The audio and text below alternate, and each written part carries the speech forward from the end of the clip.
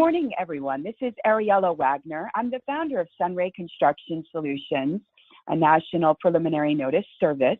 Today, we have another fabulous webinar conducted by Alex Barthet, and today's topic is, don't make this one change order mistake or it will cost you big time. So without further ado, I shall introduce Alex Barthet. Good morning, everybody. My name is Alex Barthet. I'm a board-certified construction lawyer here in Florida. And today we're going to talk about this one change order mistake I see clients make on a pretty regular basis that they don't have to make. So let's get started and dive into this topic. So today I'm going to talk about what a change order is, give you the brief definition, what's missing from most change orders, why it's so important that you add this one thing to your change orders, and then what are some of the best practices that we see clients employ in dealing with their contracts and change orders. At the end, we'll answer any questions. With respect to the questions, go ahead and submit it through the GoToWebinar chat box, which should be on your screen. We'll answer all the questions at the end, and please don't include any names of people or companies in your questions. So let's get started. What is a change order? A change order is a change to a contract, and it typically addresses one of three things, or all of these three things, which is the scope of the work. Maybe you're adding work or reducing work or materials. Dollars, maybe the contract price goes up or down, and or time. There are other things that can be changed in a change order. So you can add terms to a contract, you can remove terms to a contract. It is a document, a change order is a document that changes pretty much anything that you want in the underlying contract. But again, the most common things are scope, dollars, and time. It can be written, but it also can be oral, meaning that you get a verbal directive to proceed with a change. That is a valid change to a contract, depending on what your underlying contract says. Many contracts say that only written, signed change orders are valid. So if that's the case, be aware that if someone tells you to do something without a written change order, you may be hard-pressed to prove that it is a valid change order. You always would like to have it in writing, because then it avoids any confusion later about what parties agree to as part of the change. So what is the one thing that we see missing from almost every change order that comes across our desk? It is time. It is rarely used and often ignored until it's too late, meaning that the job is already late, and then when you try to add time to any change orders, they are typically not accepted. So what we typically see is people leaving the time section in the change order either blank, which under the law generally means zero. Sometimes they specifically write zero, or they say NA. In all three cases, it means no more time is added to the contract.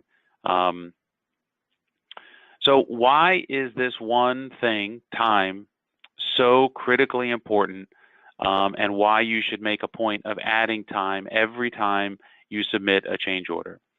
I would argue it is the most valuable resource on the project, more valuable than the materials and the labor and the dollars. And the reason is that under no circumstances can you ever get it back. So you need to make sure that you protect this resource. At the same time, you've signed a contract probably that requires you to do some things within a certain amount of time. So you have either a specific amount of time to do something or a specific end date in which to complete things. That date is not moving, so you need to move it. And the way you do that is by adding time in your change order. The reason it's so important to do it in the course of changes that may not otherwise need time is that it allows you to bank some time without the added pressure of the job already being late. So let me give you an example. Let's assume you're on a project and it's going to last 3 months, 6 months, 18 months, and you start to get some change orders very early on in the course of the project. And the time period on those change orders is 0. But if you could add 1 day, 3 days, 2 days, and you can start banking some time. And the reason that this is important is because you're going to get a lot less pushback when you do this at the beginning of the job, because the job's not late. So it's conceivable that you can bank several days, if not a week or 2, with routine change orders that may be accepted. And I would suggest to you that if you looked carefully at many of the change orders that you are submitting, they inherently could add time to the scope of your work. Now, obviously, I understand this requires that the contractor and the owner agree to the additional time. The point I'm trying to make is that if you do it very early on in the course of the job, it is much more likely to be approved than if you wait until the end of the job when the job is already late. Then you can almost assure that you are not going to get voluntary extensions of time when the press and crush of getting all of the work done by this date, and it may already be past due, is upon you. So keep that in mind. Again, you should try to add time whenever you can. A few days here and there will add up in the course of the entire job. So what are some of the best practices that we see our clients employ in dealing with this issue? So the first thing seems somewhat obvious, and that is to make sure that you review and negotiate the change order language before you sign the contract. I had a client come into my office about a month ago, and he sat down and he said, "Alex, I'd like you to review this contract for me." I said, "Sure." I look at the document, it's already signed. I said, "Moore, you've already signed this document." He said, yeah, I know. I said, "Well, there's nothing I can do for you now. You've already entered into the deal." So review the contract and negotiate the terms of the contract before you sign it, and pay special attention to the change order language. What is the process that this contract is going to require that you follow in order to obtain changes? Even if you can't make any changes, meaning you may propose changes that are rejected and you still do the job, you need to understand and have your team in the field understand what does it take to get a change order, and are we following that procedure? So let me tell you what I see as the most common change order clauses in owner to contractor and contractor to subcontractor provisions. What do they normally look like? Generally, they're broken up into 2 parts. Part 1 is the mutual agreement on the change order, which is you may propose to me as the contractor owner a change order, or I may tell you that I'd like you to do this change. You would then generate a document that would indicate any changes in scope, price, and time, and you would provide that to me, and then I would sign it, and then you would start the work. Now, that is a pipe dream because it hardly ever happens that way. Much more often than not, the way it happens is that you're told in the field or with an email or a set of clouded sections of a drawing that this is the change, move forward, don't delay the job. But understand that if you sign a contract and it says that before you do any changed work, that you have a signed change order or that work will be considered done within your scope and at no additional cost, then you run the risk of not getting that change order approved and paid for if you don't follow the process, if you deviate from what the contract says. So keep that in mind. That's typically the first section where there's mutual agreement. The second section of most change order provisions is what's called a change directive, which means I can tell you as the contractor or the subcontractor to do this change.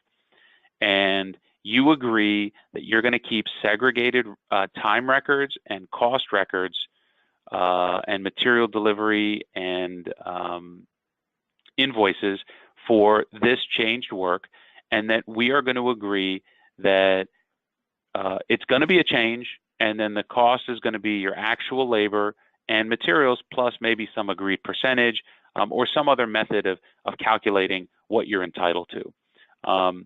The distinction between the first section where we have mutual agreement and the second where I'm telling you to do it and we're just going to agree on a price later is that the key to this process is that you have segregated your records so that you know that I had 5 guys in the field doing just this work, and I kept those records separate from the other 10 people that I had in the field doing the base contract works. The problem is if you don't segregate your man hours by this change order time, either because they've designated it on their daily work logs or some other means to segregate it, then you won't be able to say at the end of the job, well, this change order work took 87 hours, and here's how I know because I've segregated the records. Otherwise, you'll just have all of your man hours, and it'll just say, 20 guys, 8 hours a day, and it will not discriminate what tasks they were doing on each day. So you won't be able to put the records together to support this change directive. And that change directive paragraph is going to go on to say that if you cannot prove via segregated and detailed records of the actual man hours and labor and material costs for this change, then it doesn't constitute a change. So be aware that that's typically the way it works, and you need to have your team understand that's the way it works so that you can follow the rules and get paid. Alternatively, if you have some other process that you want to employ in how to deal with change orders, then you need to negotiate that into your contract. The other thing you should consider doing is adding what I would call a stop work provision in your contract.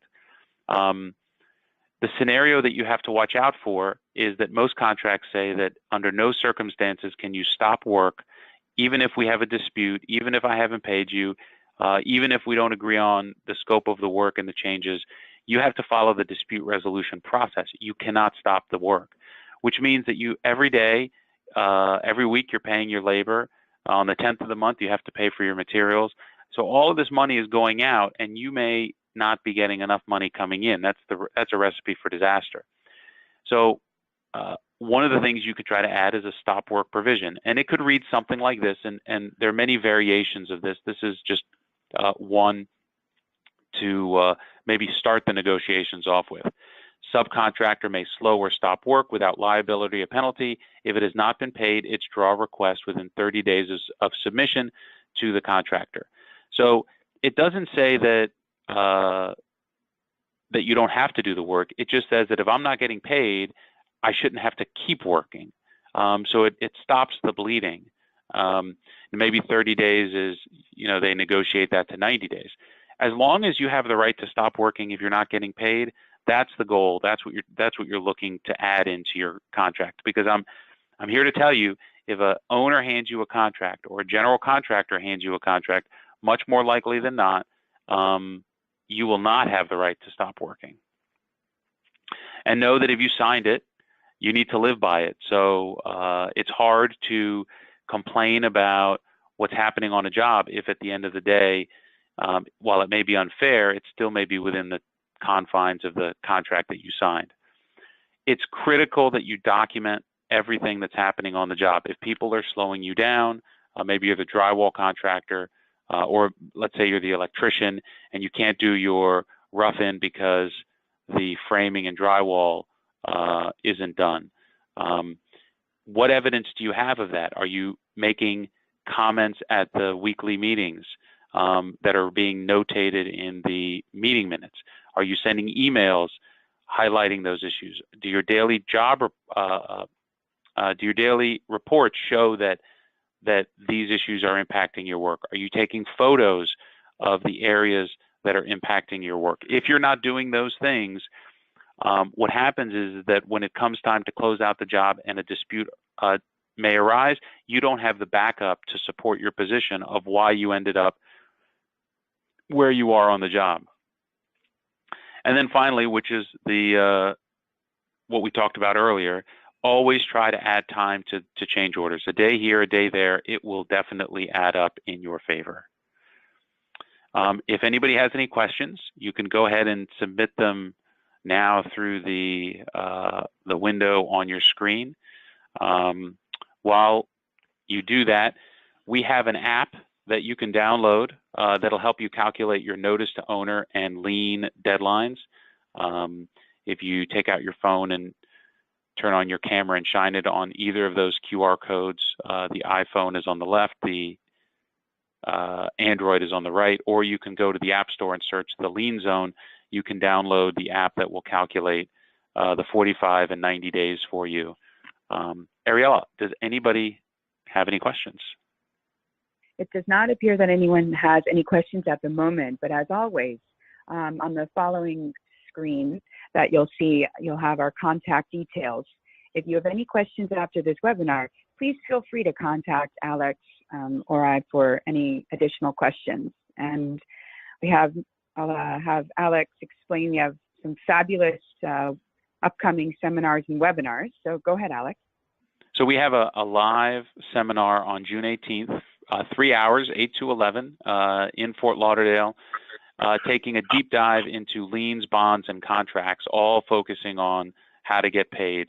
It's a great presentation that will answer all of the questions that you have about liens, bonds, and contract issues.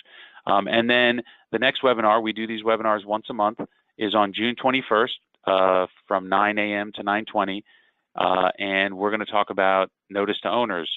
And the title is, wait, what? I only have 40 days to send my notice to owner? And Ariella is going to talk about why it's actually only 40 days to get your notice to owner out, even though the rule actually says 45 days. You can sign up for all of these seminars and webinars at sunraynotice.com/education. Here is our contact information. If you want to reach out to us with either a phone call or an email if you have any other questions. Thank you very much, everybody, for taking your time this morning. I hope we answered your questions and look forward to seeing you at an upcoming seminar or webinar. Wonderful. Thank you all and have a wonderful day.